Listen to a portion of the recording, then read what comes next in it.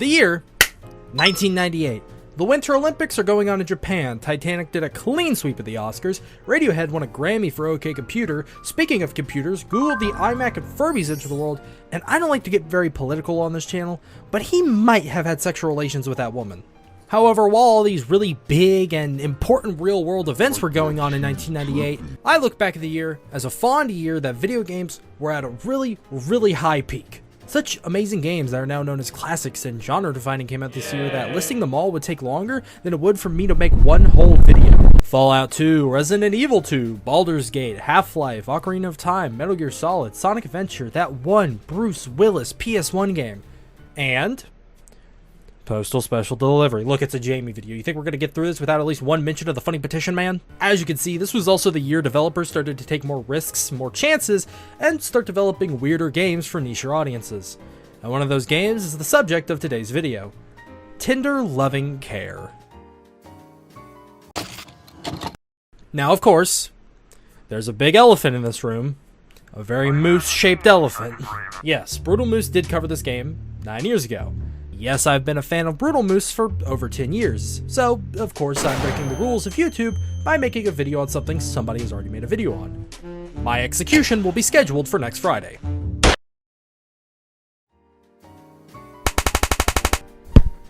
Okay, well hey, it's been a while. You want to see some magic? The magic trick is now I have to release this video by Christmas. Tender Loving Care is a game.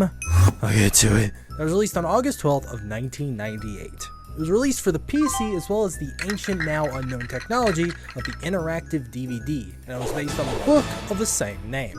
It was written and directed by David Wheeler and produced by Rob Landeros. Now, I know what you're thinking.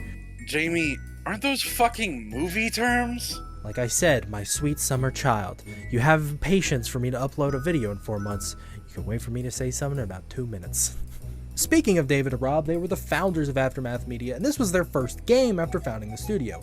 But this wasn't their first ever game. Before founding Aftermath Media, they were a part of Trilobyte Games, Rob himself being a founding member of the company. Trilobyte gained popularity in 1993, the same year that the original Doom released, with the release of The Seventh Guest, an adventure puzzle game that gained notoriety for being one of the first games to abandon the at the time popular format of the floppy disk and instead use the CD-ROM. Well, why did they need to abandon the floppy disk and instead use the CD-ROM? Was it because the game was just so chock full of content that it couldn't fit on the floppy disk?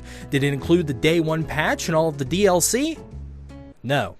The main reason why it didn't fit onto the floppy disk was because of the game's use of a new technology at the time, FMV, or full motion video. FMV is essentially the best way I can describe it as real-life cutscenes. They're filmed and put in games. Earlier games had to kind of digitize them and make them a lot worse in quality in order to fit on the cartridge or disc. There's a lot of FMV games, and most of them are really niche. However, there are some popular examples. The most popular probably being 1992's Night Trap. This game gained popularity because at the time it was seen as really, really violent, and as you can see on the box, there's no ESRB rating. This game, along with the original Mortal Kombat, were two of the games that kickstarted the founding of the ESRB. You know, the thing that wouldn't let you buy GTA 5 10 years ago. 10 years later, we're now old enough to buy GTA 6. We're getting old, my bones are creaking. If you couldn't tell, Tender Loving Care is also one of those FMV games. However, I'm still going to use the term game lightly. You know how we joke about how some Sony first-party titles, cough, cough, cough, are just kind of movies that we barely interact with. We press 3 buttons the whole time and that's the whole game. Well, Tender Loving Care is that concept, but like not a joke. Tender Loving Care is less game, more interactive movie. So technically, it's a movie. So get tricked! This is actually just another movie review! It worked well the last time! Regardless, it's time to sit down on the couch, pop a bag of popcorn, get my Master Chief soda and my crappy $5 bargain bin Logitech wireless mouse, and give my final and factual thoughts on a game that inadvertently down the timeline caused the creation of Minecraft Story Mode. This is the second time I brought this game up in a video.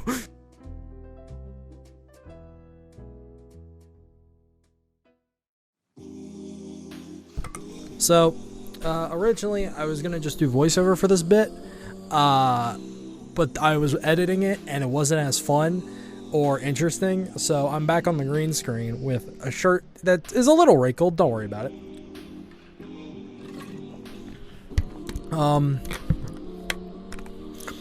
I really hope this video comes out on Christmas. It's currently the 20th.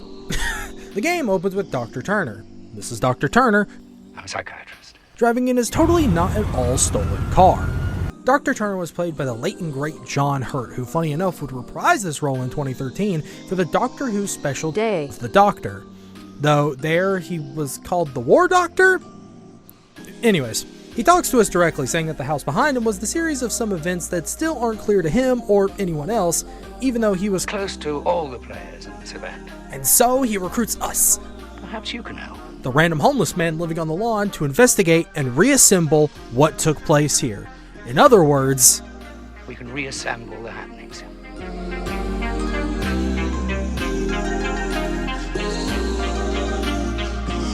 we're then treated to some very artsy-fartsy shots as the game's title sequence plays, along with this great opera song, making me feel like I'm getting ready to enter the Dark Souls boss fog wall. Oh my god, is that the Nameless King? Jeff Keighley, you've done it again.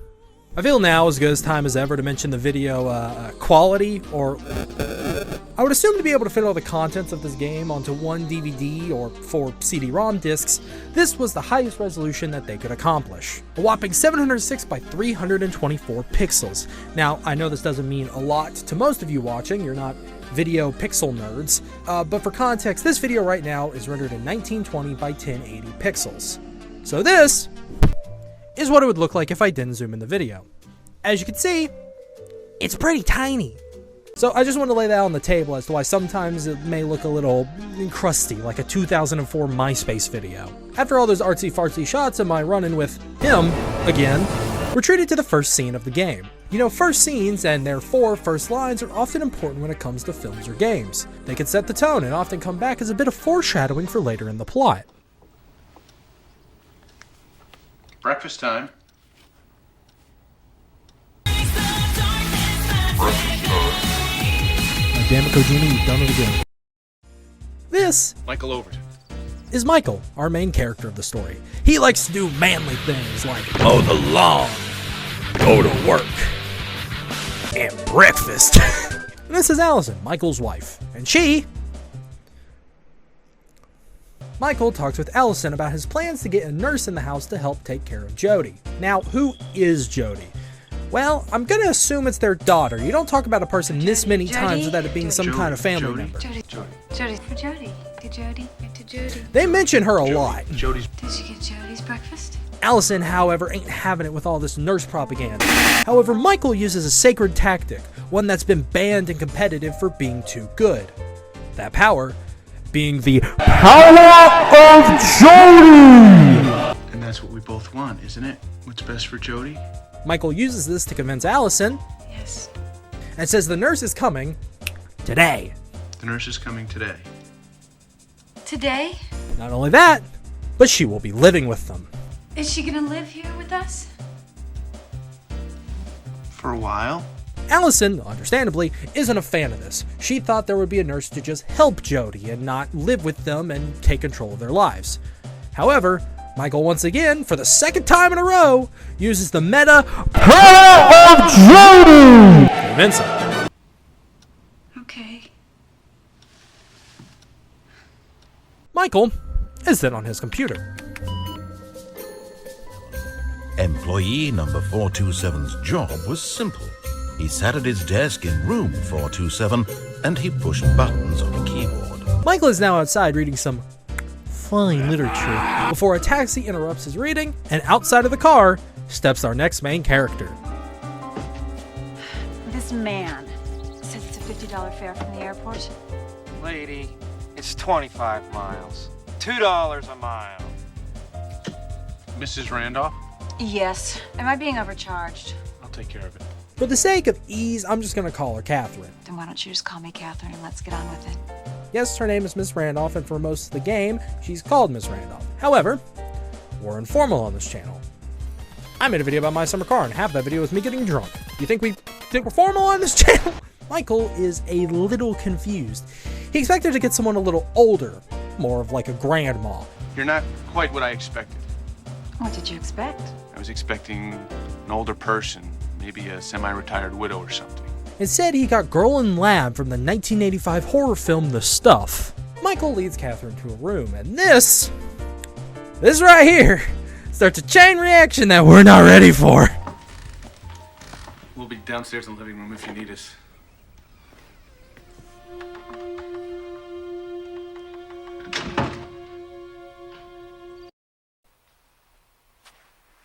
And now we're thrust into something very different. After a couple scenes, we'll be met with Dr. Turner, who will talk to us directly and tell his own opinions about what he just saw. He'll then ask us to answer some questions about how we felt about the scenes we just saw, and then we get to explore the house, or later on, Dr. Turner's own office. This is the actual game part of this game. They're running around the house, answering questions, and often running into one of the three main characters, where they'll also talk to us directly and give their opinions on what just happened. However, I'm trying to figure out where the timelines align here, so we're already in the house and they're talking to us, but this is before the events, but we're investigating the events, and Dr. Turner also knows the events, but they're already here in the house? Matt, Pat, you're at it again. During this time, we're also allowed to read from each of the three main characters' diary entries. Reading the diaries will allow us to make more informed decisions the next time around when we get asked questions. Ultimately, all of this is optional. It's very optional. And the way that you answer the questions can lead to different endings. Not only just different endings, but also different versions of some scenes. The game is supposed to feel like a psychoanalysis of you, and is supposedly supposed to be morphed around. Around me?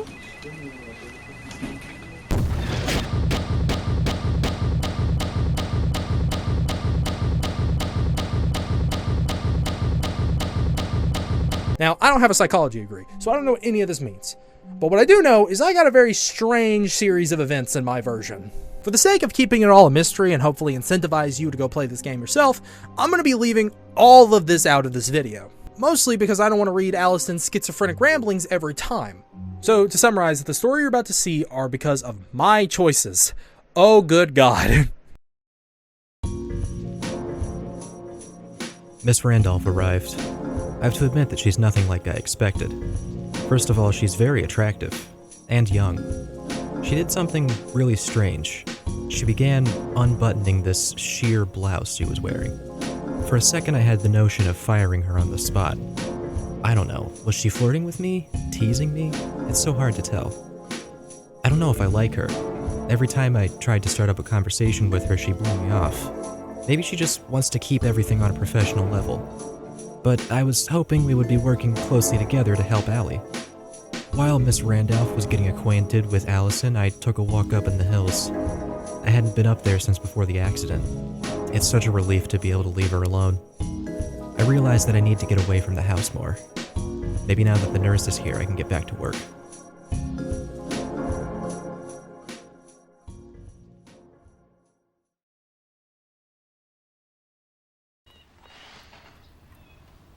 Allison. Allie, the nurse is here. Did you say something, Michael? Allison is worried that Jody is gonna hate Catherine, but with some...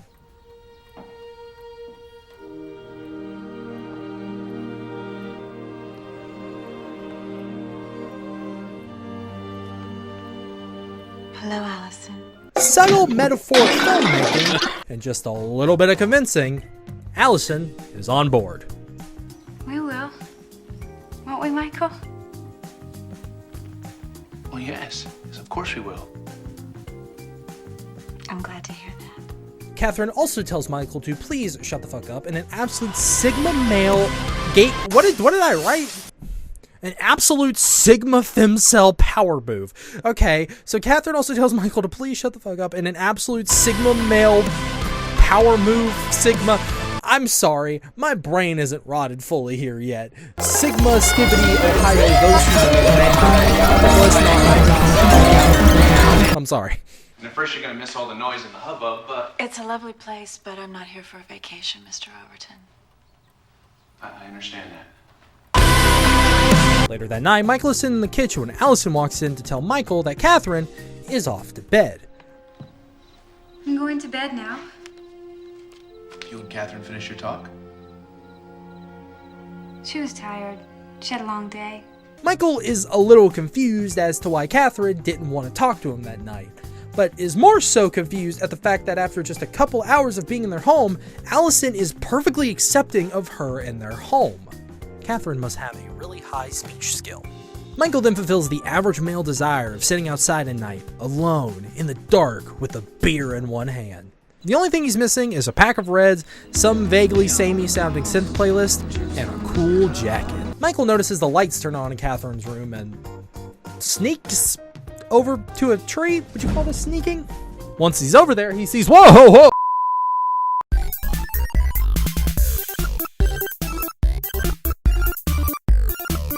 After a lovely rest, Michael runs into Catherine in the kitchen. There, she tells him that all of Allison's little funny pills that she's been taking are a little bit overkill. Michael fires back by saying that she just doesn't understand all the multi-layered irony that comes from taking these pills. Michael then goes on about how he didn't used to bake or cook or do anything before The accident. You know, they keep talking about this accident. Oh God, is Jody dead? Basically, Catherine is saying that Michael is helping Allison get too comfortable in this fucked up episode she's having, essentially assisting her along the whole path like a Dark Souls summon. Catherine disapproves of this greatly and tells Michael to go get Allison out of bed so she can make breakfast. It always comes back to breakfast. Michael says it's going to be tough on Allison. She's too underleveled for this fight. Catherine, however, says to trust her. She's very experienced after all. I have a lot of experience with people in her state of mind. You're not intending to do anything shocking, are you? Yeah, I'm just gonna put that in there for now. So Michael waddles his way up the stairs and tells Allison to make breakfast. It's for Jody. Jody's breakfast?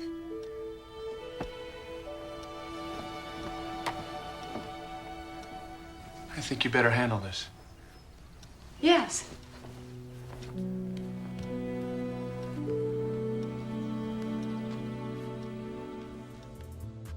Catherine tells Allison it's important to get on a schedule now and shoos Michael away. You can go upstairs and get dressed, Mr. Overton. We'll call you when we're ready. All right. But for what reason? To mow the lawn! Oh yeah! Mowing the lawn time! Yeah, brother! However, while playing some of the best Doom of his life, Catherine waves him down and tells him to do it later. Allison wants you to do that later. Michael objects, not only because it's getting late, I'm almost finished and it's supposed to rain. but because there's a risk of rain, too.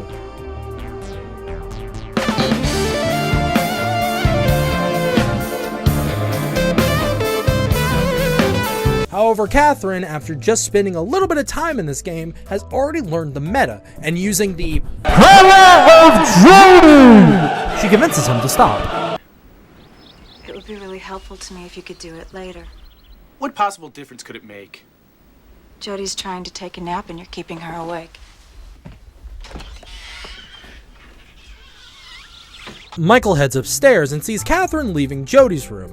Now, she says some stuff here, but I'm too distracted by the fact that that right there, that's him! That's John Tender Loving Care!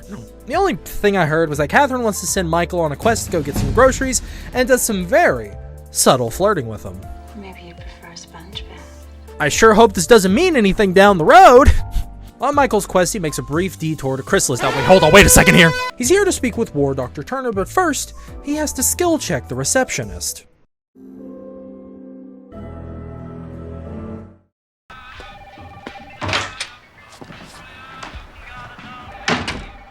Hi, Mrs. Greenstreet.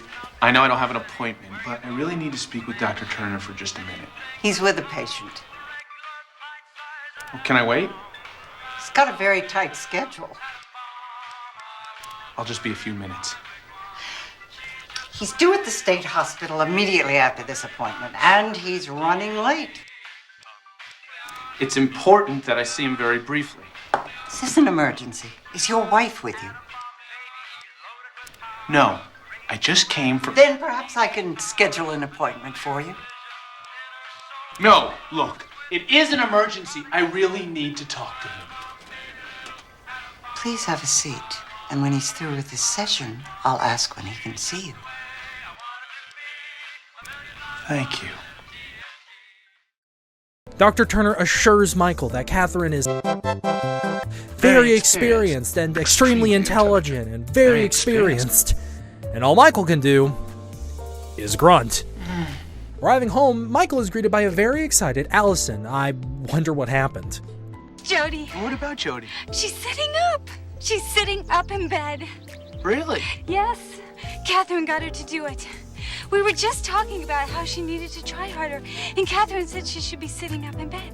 And she went right upstairs and got her to do it. Just like that. Isn't it wonderful?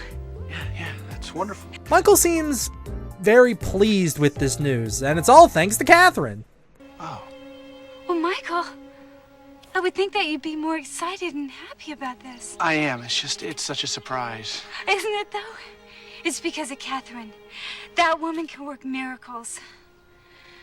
Your hair looks great. What'd you do to it? Well, Catherine did it. Oh, look, it's those groceries. Can't forget about those. While unpacking the groceries, Michael learns that Catherine does an hour of meditation each day, and this is a very appropriate response to that. While she's doing it, she can't be disturbed. Was that right? Michael. Look at this stuff. We got organic vegetables, we got health cereals, a carrot cake with no, underlined, no artificial ingredients. This stuff is expensive. If you ask me, it doesn't make a damn bit of difference. Michael is unable to handle the fact that soy milk for Christ's sake, has invaded his home. And so he returns to the average male desire. He sits outside with a beer. Now all he's missing is a cool jacket and a pack of rags. Allison interrupts his moment of coping to ask if he can head upstairs and get some of Jody's things for Catherine. Michael, could you go up to Jody's room and get her drawings and her notebooks and her report cards too? What do you need that stuff for? Well, Catherine wants them. She wants to know all about Jody so she can work with her better. Tell her to get it herself. Michael?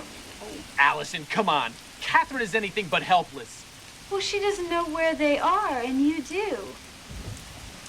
Would you please cooperate? Okay. Okay. I'll do it. Thank you. Thank you very much.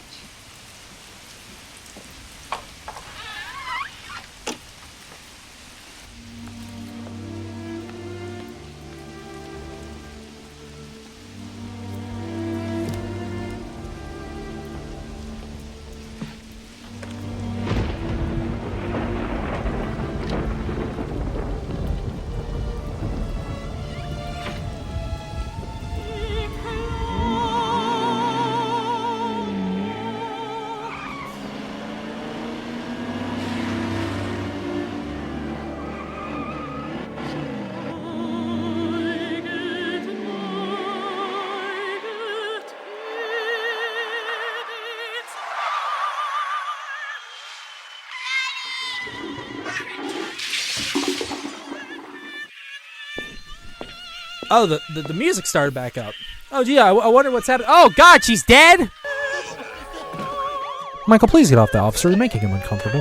So yeah, if it wasn't clear this whole time, Jody's been dead, and so that means a couple things. That means she's insane, she's not helping, and Michael's going through it big time. Michael, looking very wet, goes to talk to Catherine, who is tidying up Jody's room, and talks to her about how the whole thing about Jody wanting a TV is a little ridiculous. This thing with the television. What thing? Bringing a set in and actually hooking it up. Catherine once again tells Michael to shut the fuck up. Then I insist that you stop interfering and let me do my work the way it needs to be done. Michael retrieves the TV, takes some damage, sets it up, and heads downstairs. Allison brings up the idea of Jody getting a dog. Catherine thinks we should get a pet for Jody. What? A little dog like Punky. Now, I just want to remind you, yeah, Jody's dead. But Michael doesn't really have a choice as he gets backed into a corner to get the dog. Just trying to find ways to bring life back into the house, Mr. Overton. She's right, Michael. I'm sure this won't play out horribly at all. Will you do it? Okay. Thank you, Michael. You're the most wonderful husband ever. Well, I'm sorry, Allison, but Michael is tired of being the best husband in the world because of...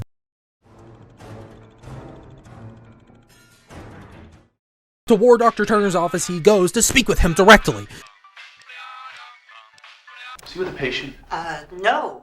But no, you can't go in there. Look, Mrs. Greenstreet, I just need 5 minutes of his time. It's important. What is it, Michael? Michael says that Catherine is overstepping her boundaries once again. However, instead of sitting there and talking about how Catherine is very experienced and extremely intelligent and very experienced again, he invites him into his office. Oh, well, let's go inside. They're colluding! Michael, it's just me and you, man. We're on blue, they're on red. Lock and load, buddy. 1v2 is happening. Michael is locked into a 1v2 and is convinced that everything Catherine is doing is amazing and wonderful. Not only that, but everything she's doing is working, and she knows what she's doing, and Allison actually shows no more signs of depression and is on her way to a full recovery after just 3 days. Your wife is actually showing some initial signs of recovery. Michael, understandably, takes issue with all of this, but just leaves to go get the dog because Dr. Turner said it would be a wonderful idea. And I should get her the dog. Yeah, I think it's a wonderful idea.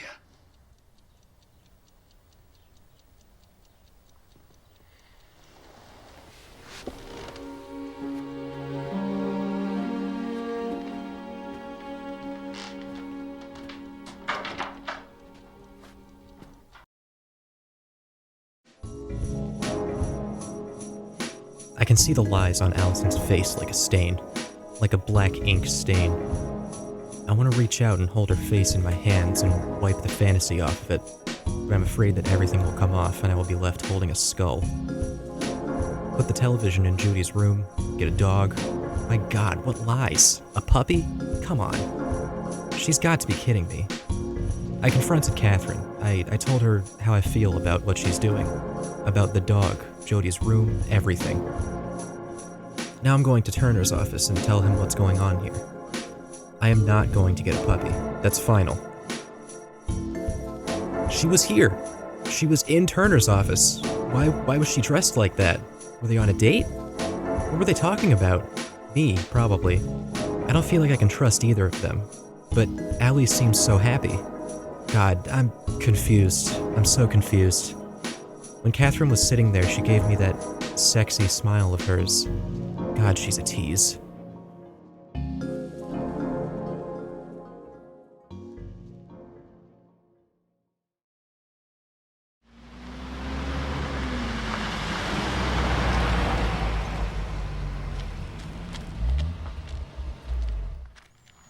Did you get one? She's in the back. She's beautiful.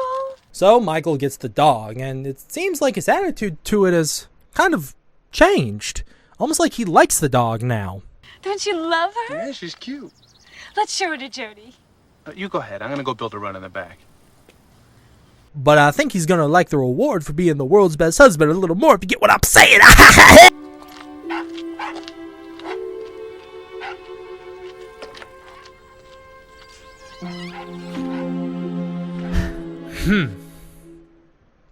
Yeah, buddy, I don't like this either.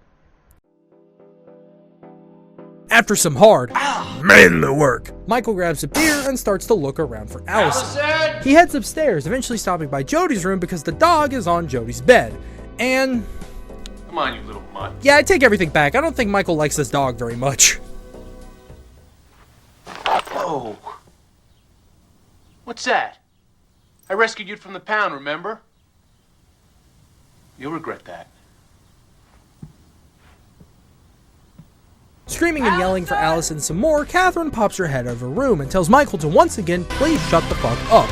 Now, my eyes aren't that good, and I'm actually supposed to wear glasses, but I don't. But if I'm not mistaken, I don't think she had a shirt on. I don't feel good about anything going on in this house anymore. Michael heads downstairs to make a very important phone call. Leon, it's Michael. Great. Just my luck. Apparently this whole time Allison was doing some meditation, and Allison would make a great politician. What was it like? It's wonderful. No, I mean, what did you do? We meditated. What's meditation all about? Michael tries his hand at a little bit of gaslighting of his own, trying to get back at these women. Manpower! I'm curious about a lot of things. Perhaps you should try a session with me. I don't think so. Well, why not? You just said you were interested. No, I didn't. Yes, you did, Michael. I just heard you. You'll be a happier person, I guarantee it. Look, I just don't want to, all right? He is not good at this! Michael tells Allison that he's going back to work tomorrow, and this whole thing just seems off. Allison, I've made a decision. I'm going back to work tomorrow. Well, that's wonderful, Michael. You need to get out of the house. You're getting too serious. Okay, fine. And tomorrow you're on your own. Not exactly. I've got Catherine to take care of me. Michael, just come over, man. I have a PS2. We can play Mortal Kombat, man. Just anything to get you out of that house. Alright. Time for a change of pace. We follow Michael as he returns to work. Apparently he's just some guy in an office, but he has a little room to his own, so that means he's a big boss around here.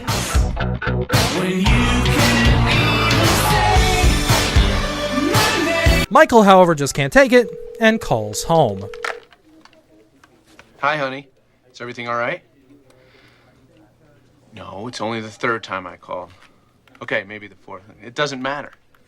Okay, I just want to make sure you're all right. After a hard day of pushing some buttons, Michael returns home to the smell of freshly baked pie. Hi. That pie I smell in the oven? Yes, it is. Now go and hurry, because dinner's gonna be ready in a minute. Oh, and look what Catherine did to Jody's room.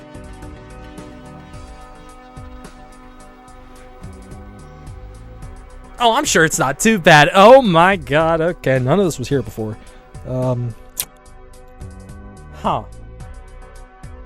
Michael, as always, has some questions that need to be answered, and instead of waiting for Catherine to just open the door, he barges in. And there's an exact reason why I'm standing right here, right now. Editor Jayme, please hurry this up. He stands here for like 10 minutes, and my legs are starting to hurt.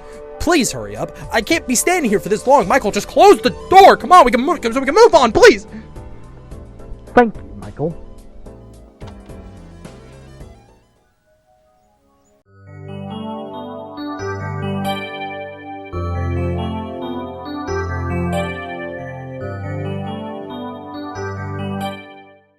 Michael, in a show of good faith, offers Catherine and Allison some drinks before bed. But Catherine says no, and Allison is a chronic yes man. So Michael, sadly, drinks all by himself. I'll drink with you, Michael. It's the next day, and Michael is very, very hungover. Not only that, but he has to deal with a non-stop barking dog, his smug-ass mentally ill wife, and the fact he's probably going to be late to work. Shut up!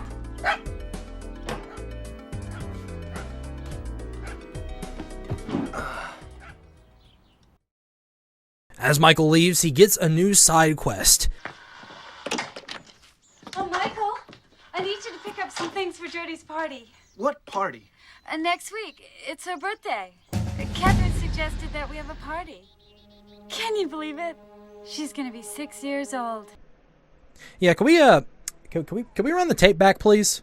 Your wife is actually showing some initial signs of recovery.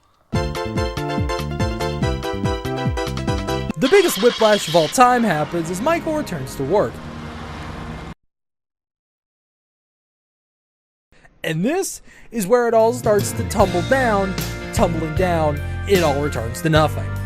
Michael calls War Dr. Turner's office to be informed that he is gone. He's in Portland. Oh, I'm sorry to hear that. He's in Portland for a family matter and will be gone for 2 days. That means Michael has no backup for 2 days. I think this is going to go just fine. Thank you. God damn it! Michael calls the house and wants to speak with Catherine about how he doesn't approve of this birthday party idea. Catherine says they'll talk about it during her meditation. This party thing is going too far. Well, when can you talk about it? During your meditation. Once again, I'm sure this is gonna go just fine. The time arrives, meditation time, and yeah, it doesn't go well. Apparently, Catherine's whole endgame for this is to relive the accident, in her own words, by describing in detail to Allison what happened that night during the incident. We end by reliving the tragedy. And you think this will work? Yes, I do. You're out of your fucking mind. Now, personally, I'm on Team Michael here that this is gonna break somebody, but you know, I'm not the Extremely intelligent. Catherine, am I? We're clocking back into the 9 to 5, and Dorothy, this is Dorothy, asks Michael about a little secret he has. And perhaps you want to keep it private, but did you and Allison decide to adopt another child? Why do you ask? See, we were driving by the other day, and we saw Allison out walking a child in a wheelchair. Well, we would have stopped, but there was a nurse with her, and, well, I guess the new one's, handicapped. But she seemed like a cute little girl.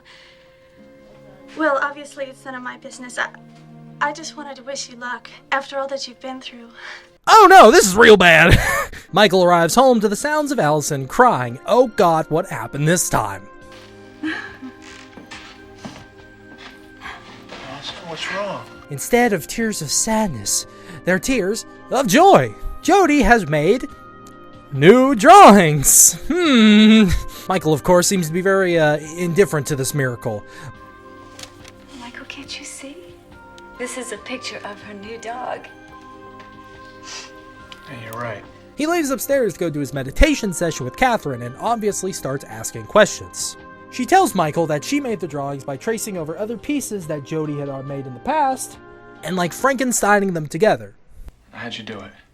I simply traced some parts of a few of Jody's drawings and put them together in the shape of the new dog.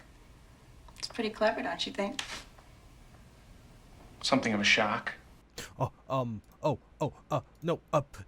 close it, open, You're not intending to do anything shocking, are you? Catherine instructs Michael to sit on the bed, and oh no. I think I know what meditation. I think I know what meditation is now. Michael feels guilty. Allison. Oh, Allison. I should have never done this. I should have never came in here. And I know I said I wouldn't show you any of the in-between stuff, but War Dr. Turner's intermission here is way too good to not show. This is completely out of hand. Of course, we've all heard stories of therapists and doctors sleeping with their patients, but this is so... Well, sleeping with the patient's spouse? In a way, it's just as bad as having sex with a patient. Even worse. And who knows what she's doing with Allison in those so-called meditation sessions? And to think it happened on my case? What the hell does she think she's doing? I mean, I'm the one who gave her the break. I helped her get her license, for Christ's sake. I cared about her. And this is how she repays me. Just what the hell is going on here?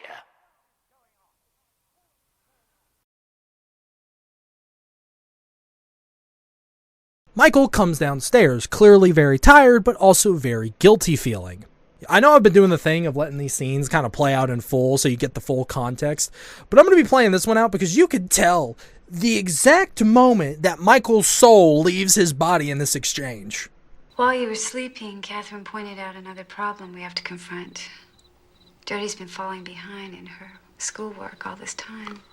Fortunately for us, Catherine has teaching experience. Did you know that? I sort of gathered it. It's an additional duty. We'll have to pay her more. Of course. This means that she'll be with us a while longer. A lot longer, I hope. We cut to Michael returning home from work, where he's in his car practicing what he's going to say to Catherine when he gets home. You just say, I think, it's not working out very well, and I think it's time for you to go. He seems extremely prepared. Michael walks inside, grabs a beer, and Allison, in a shirt that I'm pretty sure I have to censor, gives him a deep, passionate kiss. She tells him that Catherine is waiting for him upstairs for the next meditation session. Michael, however, She said she expected you to be very eager. is not that eager. Not eager. Michael is sickened and thinks none of what Catherine is doing is working at all. But for the first time in this whole thing, Catherine says something that makes some sense. I don't think you're working out. I think it'd be best if you just leave. You're upset about what you did last night, and you're acting with extreme selfishness. You'd like to forget about it, so you just want me to leave. Disappear as though nothing happened. Catherine keeps laying it down on Michael that she's making amazing progresses, doing much more than War Dr. Turner ever could. Michael still wants her gone until, just like Seto Kaiba, I want you out of here. If you cared anything about her at all, you wouldn't even think about having me leave. I'm making tremendous progress, and you want me to leave simply because you can't control your lust for me. It's not true. Isn't it? Catherine pulls out a trap card, and Michael loses all of his life points. It's now night, and Michael comes downstairs after his meditation, and Allison is still cooking it up in the kitchen. Michael says once again he ain't gonna be going through with meditation anymore, as all it does is make him a sleepy boy. It just makes me feel tired. Michael tries to get Allison to tell him what she does during the meditation, but instead, Allison pulls the old, if you know what it is, why don't you just tell me tactic, and Michael gets nothing out of her. Instead, he just gets more drunk. He continues to ramble on, saying that they really don't need Catherine anymore, and that if he wanted to, he could just quit work since he has enough money saved over to comfortably live. This was a different economy back then, clearly. Allison thinks this is a ridiculous idea, and no offense. No offense, Michael. But Catherine does things that you could never do. Michael takes offense. You put too much faith in her. Look who comes strutting in. Get out of here, you harlot! And if it couldn't get worse, Michael is asked to make a 20-mile trek out to get some pizza. We need to get pizza for an appetizer. The house special at the Nimble Hippo in Ashland. It's 20 miles away. And using the old... Ready for this? Power of JODY! It's been a long time since Jody's had a slice of pizza. She's right, Michael. Jody asked. They convince him to do it. And Michael, he doesn't seem too pleased. All right. Later that night, Michael is sleeping when Allison walks in and they jump on the bed. We're having sex in Minecraft. Ooh. Yeah, we jump on the bed. Afterwards, Michael is shocked. Allison has never been this straightforward before, and all is well. Until... Catherine? I'm sorry to bother you, but Jody's been crying. I guess you didn't hear her. Oh, poor Jody. She's been asking for her daddy. Michael.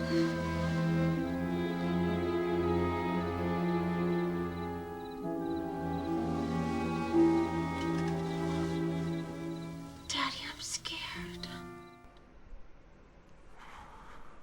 This is torture. This is just mental torture. There's no other way to describe it. And Michael folds! Don't send me away, Daddy.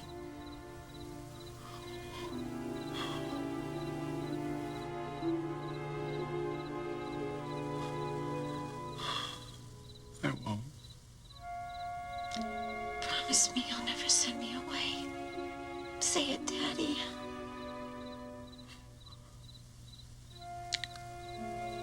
I promise I'll never send you away. Okay, so we go from this scene, which is clearly setting up that things are like not okay here, like shit is going on, and then it goes to the hardest jump cut of my entire life. This game has more jump cuts and whiplash than Whiplash, like the movie.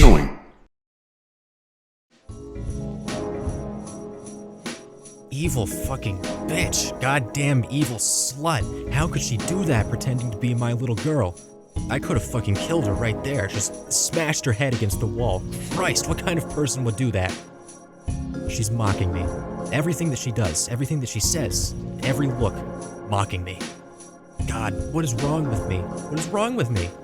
I hated her so much at that moment, and yet, when she touched me, I felt a flood of desire that hit me like a drug.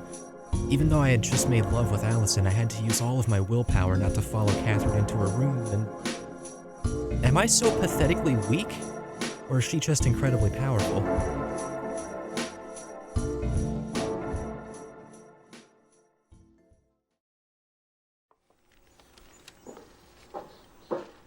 Michael, come here.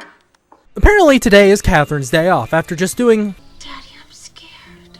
so much for this family. Michael brings Catherine breakfast in bed. It always comes back to breakfast once again. However, not by choice. I told her I'd make her breakfast in bed, and she wants you to be her waiter. You're kidding. No, I'm not. Catherine specifically wanted him to deliver the breakfast. But why did she specifically want him? To be a mean and horrid bitch. Catherine just toys with Michael, and it's starting to weigh down heavy on him. Before Michael can commit another act I don't agree with, Allison calls him from downstairs, reminding him that he needs to go to the store to get Catherine's organic shampoo. As he leaves, Michael looks back up to the window and...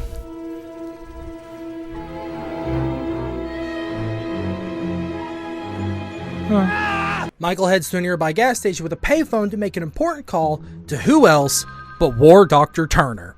Turns out, he still isn't back yet, and Michael gets a little mad. Michael continues his gamer rage on this gas jockey who simply asks if he needs some help. Need some help, sir? You know Mrs. Greenstreet works for Dr. Turner? Huh? I didn't think so. I have to get some organic herbal shampoo.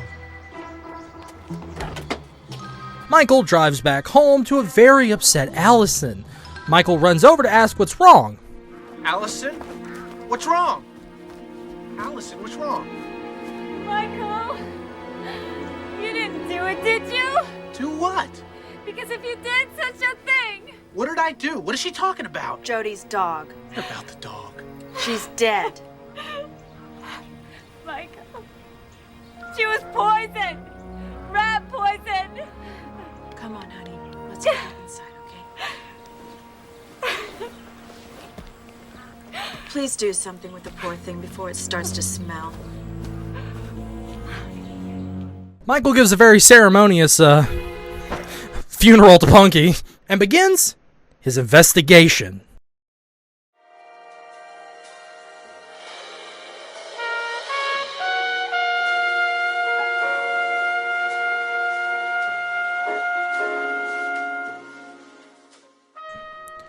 Clearly, we know he didn't kill Punky. We've been following him the whole time, so Michael heads downstairs to look for some clues.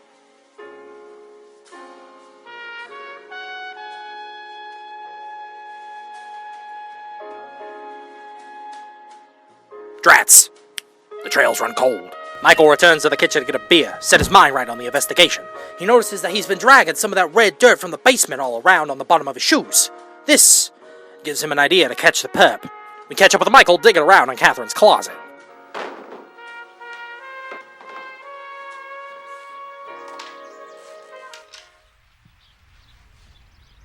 Returning to the scene of all your crimes?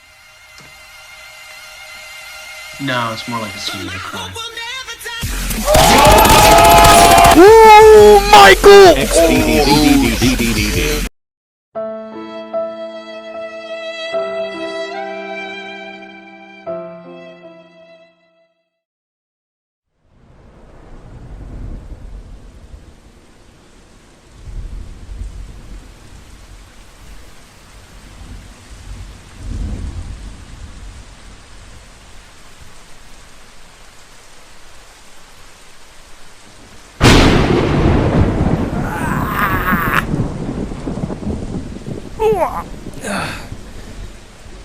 They buried me with my microphone?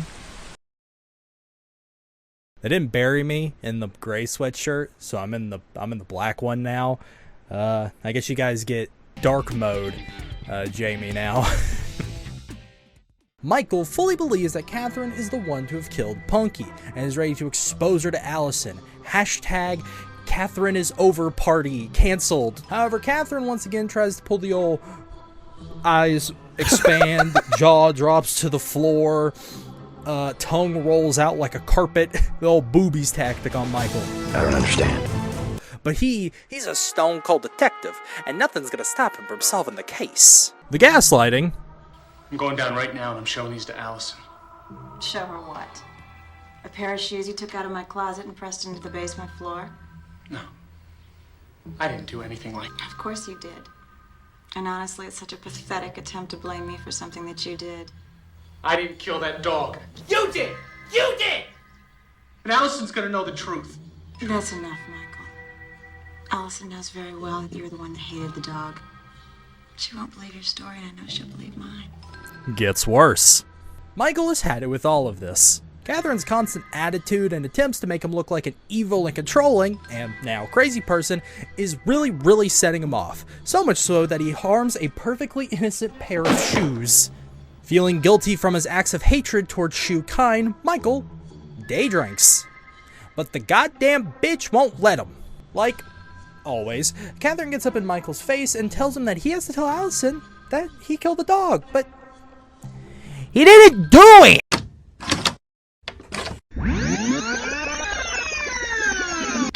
You enjoy making people suffer, don't you? Michael himself tries to play some competitive manipulation as well. However, he's going up against someone who got top 500 within like the first week of comp dropping, so I don't think he stands a chance at all.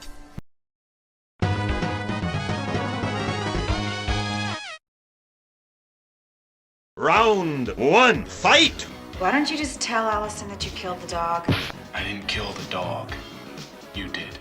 The dog is dead, and Allison is dangerously upset. You've got to do something about it. You enjoy making people suffer, don't you? Quite the contrary. I like to help. That's why I became a nurse. Hey, there's an idea.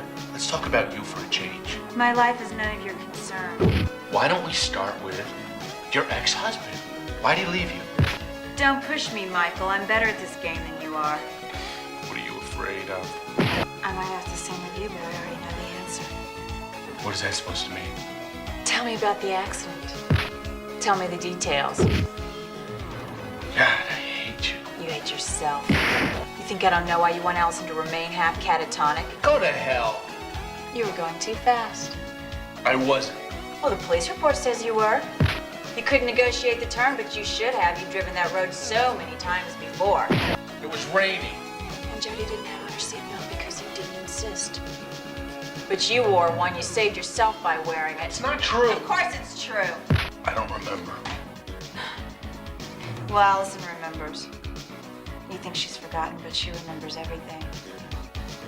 She told Jody to put it on, but Jody started to cry.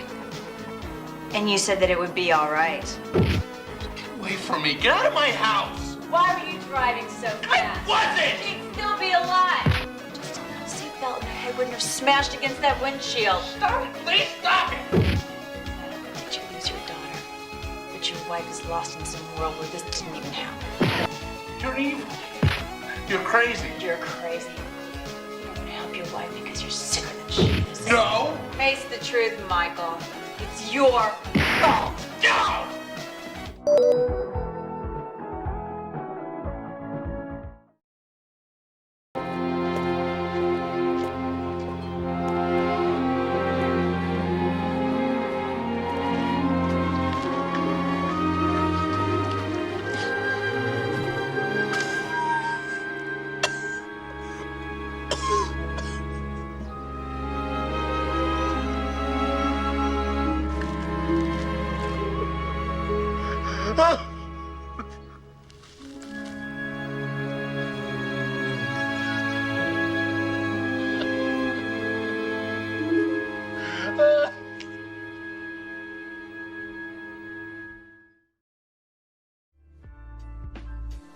Michael returns later that night, covered in dirt and grime and other outdoorsy things. And his reason? I went for a walk in the woods. I fell asleep.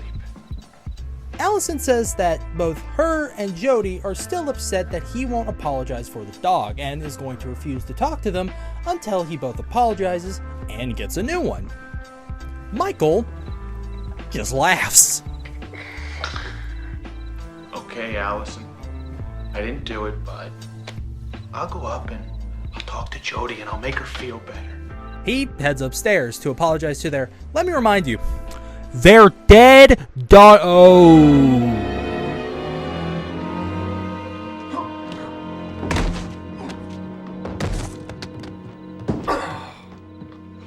Michael is way past the breaking point at this point and screams to Allison about how evil Catherine is and how she needs to be locked up for what she's done. You're crazy. You're out of your mind. You're evil. You should be locked up. Allison, however, is still stuck in Catherine's web of lies and sees this as nothing more than Michael needing some help. Some psychiatric help. From who? Maybe you should go see Dr. Turner. That's a very good idea. Well, that is a good idea. I think I will go see Dr. Turner. That's exactly what I'm going to do right now. Michael, it's in the middle of the night. It is no longer the middle of the night. Mrs. Greenstreet gets jump scared by Michael doing his best Five Nights at Freddy's impersonation. Greenstreet! It's just me. He's waiting there all night, so there's no excuses for why he can't speak to her, and in turn, speak to War Dr. Turner. However, War Dr. Turner is still in Portland. Where's Dr. Turner? Still in Portland? No, where is he really and what time will he be here? Michael is determined to get the information he wants whether War Dr. Turner is there or not, so he forces his way in and starts to dig around. Let's go in there now! What information do you want from me? Dr. Turner told me that Mrs. Randolph came through an agency. Is that right? Well, a clinic, actually. A psychiatric clinic in Portland. Well, isn't that a coincidence? Dr. Turner just happens to be in Portland right now. That's where his family lives. I want you to call up that clinic and tell them to phone my house and tell Miss Randolph to leave. I don't have the authority to do that. Get him on the phone and I'll do it. I'd have to go into Dr. Turner's office to get the number. Let's go. Let's go! Michael has an interesting, how does Matt Pett do it again? Game theory as well. Sure, it would help if only you would wait for it. No. He's just gonna try to talk me into keeping her. They're in on this together. They're all the same. They're just a bunch of leeches who pretend to help people. Psychoanalysis, the new religion. They just prey on people's fears and misfortune. It's all bullshit. Now get those assholes on the phone. After getting those assholes on the phone, Michael snatches the phone from Mrs. Greenstreet's hands, and he rants and raves to the agency about how evil and horrid Catherine is, like he tends to do. The agency, however, once again wants to tell him that Catherine is... I know she's very qualified. Oh, and also Michael is still pissed about that pizza. And she sent me out for pizza and organic herbal shampoo. She's a crazy woman. As Michael leaves, Mrs. Greenstreet tells Michael something that could be important. What are you looking at? You don't get it, do you? You just don't get it. When Dr. Turner comes back, I'll make him understand everything that's been going on. You need help, Mr. Overton. The hell I do.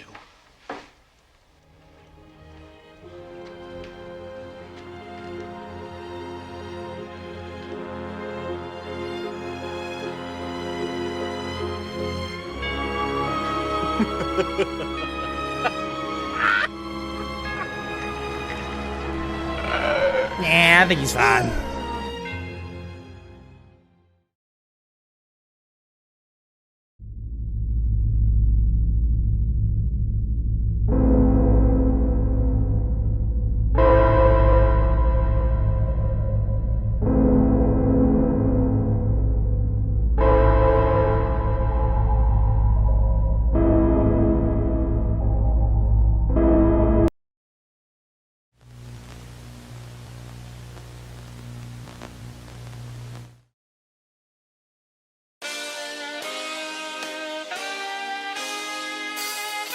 Meet the Overtons, starring Michael Overton. Honey, I'm home.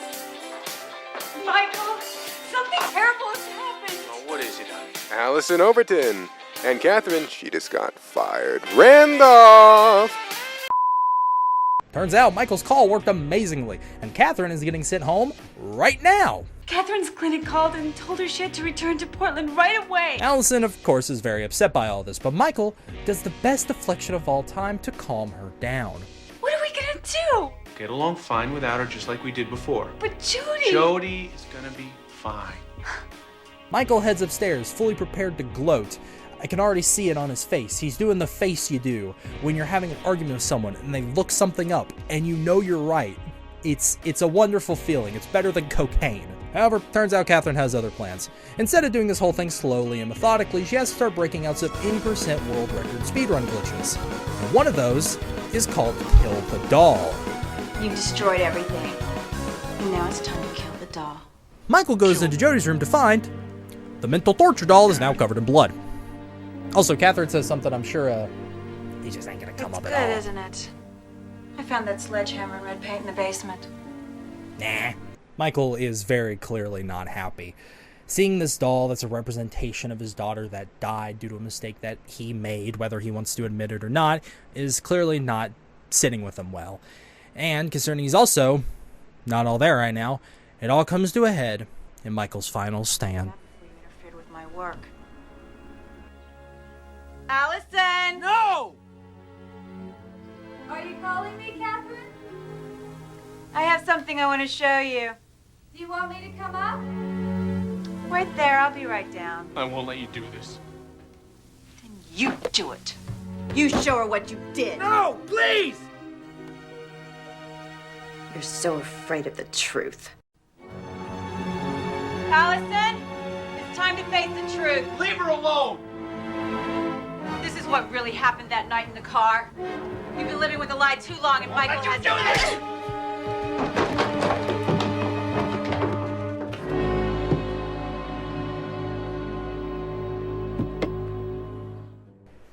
We all knew this was coming, right? Look, Catherine was an evil and mean and horrid bitch who got off by abusing and using Michael as much as she could. Do I think she deserved to have her head slammed in by a sledgehammer? Yeah, it's debatable. Instead of digging a new grave for Catherine, Michael just dumps her body in the same hole he buried Pokey in. But what's more surprising is the fact that he managed to drag her body out without Allison noticing at all, presumably. Which, actually, I don't know if that's more interesting, or what's more interesting is the fact that he managed to somehow dig Punky back up, throw Catherine in the hole, and then bury her again, all while it's still day outside. When Michael returns inside, Allison has returned to her hollow state we saw her at the beginning of the game. Editor Jayme put in a funny Dark Souls meme here, a funny Dark Souls edit. She's gone hollow. Woo! Despite whatever Catherine was doing to Allison, it did genuinely show that whatever she was doing was bringing life back into Allison, which could allude to the possibility of the fact of some relations. We rejoin Michael 3 whole days after the incident happens. And guess who's back, baby?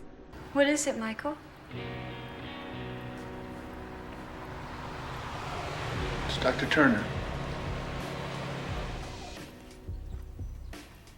More Dr. Turner shows up to ask him questions about how the treatment went and expresses disappointment that things didn't work out well with Catherine. War Dr. Turner then asks Michael to give him the MTV Cribs treatment, baby. Then maybe Michael can show me around a little bit. Of course.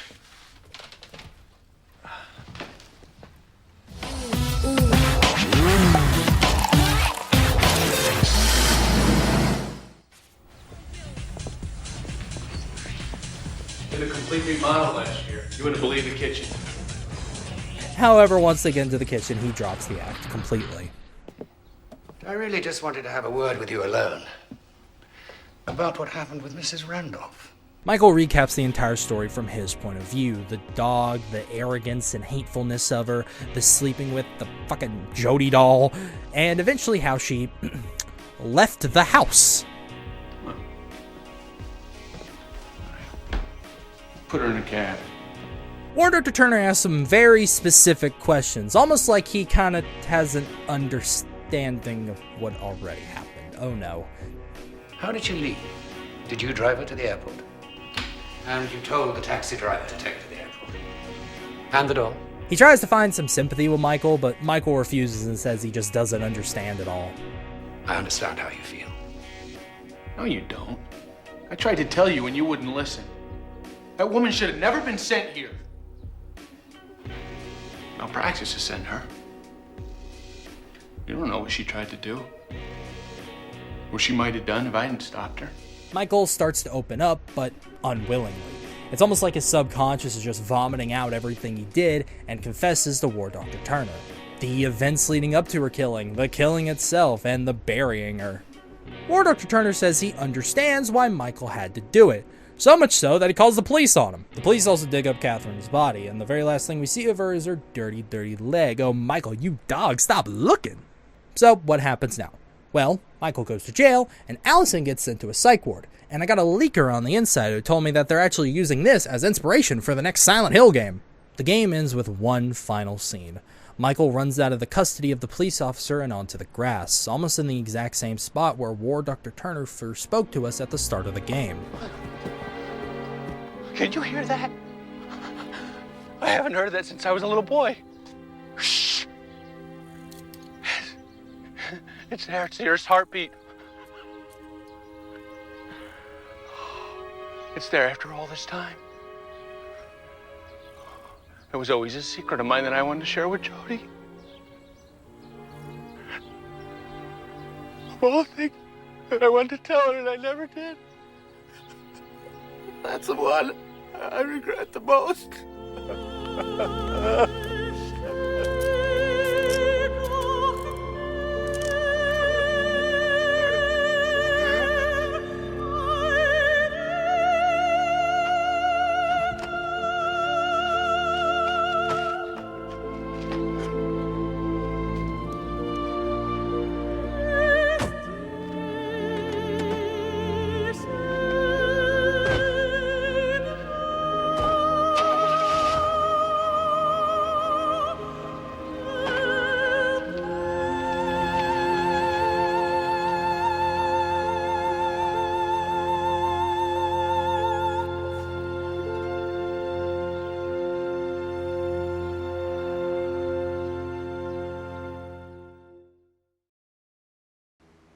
So you did a good job with the diary stuff. Very cool. Very, very keyno.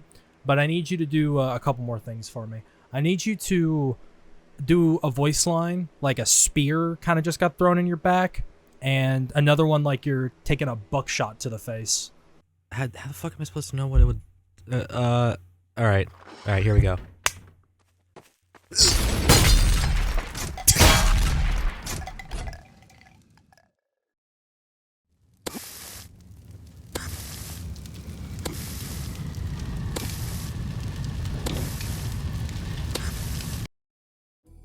So that was tender, loving care, but the story doesn't end here. Well, it does if you care about spoilers. My experience largely ended up being what is considered the canon experience of the game, plus or minus a few couple scenes, which either means that I'm fairly normal, or I'm just too boring to see all the other crazy shit. Before the video ends, I'm gonna discuss the other endings for a moment, but before I do that, I highly recommend you play this game for yourself. It's a couple bucks on Steam, and I'm sure you can find a pirated version if you're like that, but like, this is a $3 game. But yeah, I recommend you play the game for yourself, and also see if you get the canon ending, or maybe one of the harder to obtain and crazier, weirder ones that I'm about to discuss here. So if you don't want to be spoiled, skip to this time code, and that's where I'll start wrapping up. But for everyone else who's interested, what the fuck else can happen in this game? Catherine kills Michael after Michael tried to attack her, and gaslights Allison into believing that Michael was trying to kill the JODY doll. Michael did this. But don't worry, he's gone. Allison walks into Michael and Catherine fighting. Allison believes that Catherine is trying to harm the JODY doll. They fight, and then Catherine falls down the stairs. Allison and Michael are sleeping together when JODY calls for them.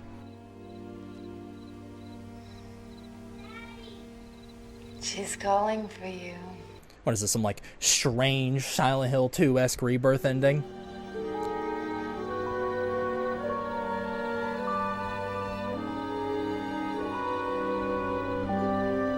I don't want to know how you get this one.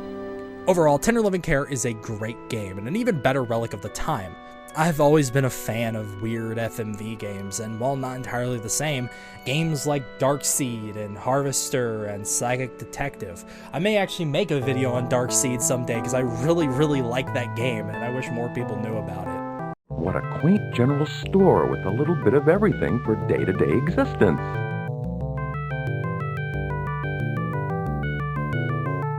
Despite the insane length of this video, there is actually a lot that I left out. Not only in just actually explaining the plot, this is just a long plot summary video, but also in the house sections, which is like the majority of the game. The house section is really cool because it gives a lot of context for why characters act and behave the way that they do.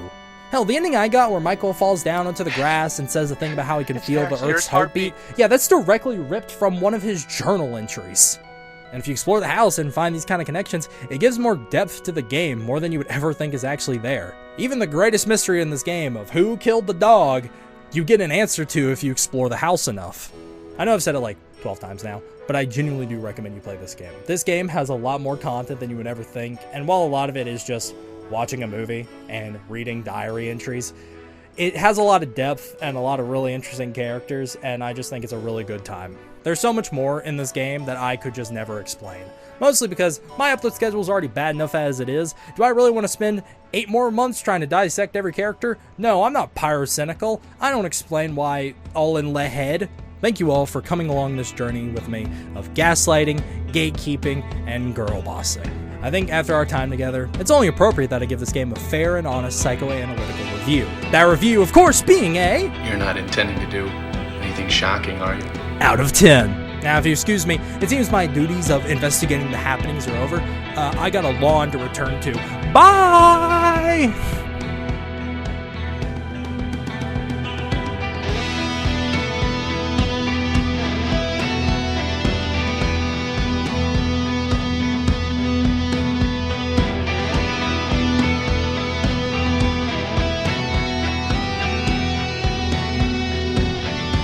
Okay, I can finally take off the Christmas hat. Oh my god, look at my hair. So, thank you all for watching. I really do appreciate that you stuck around to the end of this video. And also, once again, I'm sorry that this took forever. I really don't want videos to have this giant gap in between them. This was supposed to be a small video that came out during Christmas. It's April now.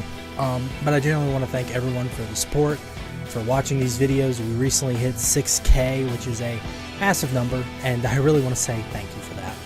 I want to thank my YouTube channel members. If you want to become a channel member, it's just $1 a month. I will never make it any higher, at least not here on YouTube. All the details are next to the subscribe button, which you should hit if you are not, especially if you've watched this whole video. And of course, my channel members are Coraline and Cold1. I really want to thank you guys. Thank you for your support. I promise you the next video will not take this long. I already have 3 in the pipeline, and I'll give you little teasers of what they could be. Don't know which one's going to release first. Probably this one. Maybe this one. Maybe even this one. I'm being picky and choosy now. Maybe none of them will release. You'll never see me again. Yes, I want to thank you all for the support. Thank you once again. And yeah, bye.